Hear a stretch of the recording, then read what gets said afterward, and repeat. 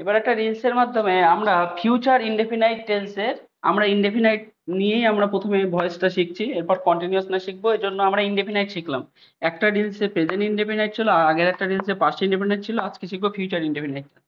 দেখো, আগের এই গঠনটা কি, সাবজেক্ট প্লাস শ্যাল বা will plus verb plus object. আমরা জানি অবজেক্টটা আগে যাবে, সাবজেক্টটা পরে আসবে, সেজন্য অবজেক্টটা আগে আসলো।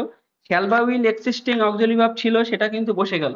কিন্তু একটা অক্সিলারি ভার্ব প্রত্যেকটা টেন্সে নতুন করে লাগে, তার জন্য এখানে আসলো নতুন একটা অক্সিলারি ভার্ব, বি ভার্বই আসলো।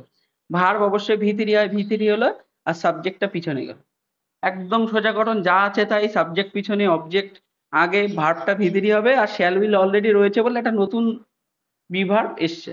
এবার দেখা উদাহরণ, দে উইল ইনভাইট আস।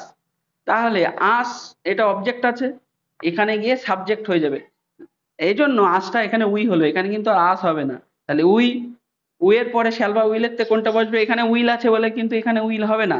এখানে দে ছিল বলে উইল আছে, এখানে উই বসিয়েছি বলে এটা শ্যাল হবে, এই জায়গাটা তোমাদের ভুল হয়।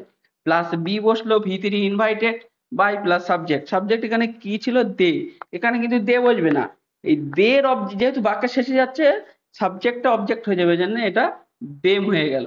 আশা করি ভালো লাগলো, পরের ভিডিওতে আসছি। ভালো থেকো, সাবস্ক্রাইব করো।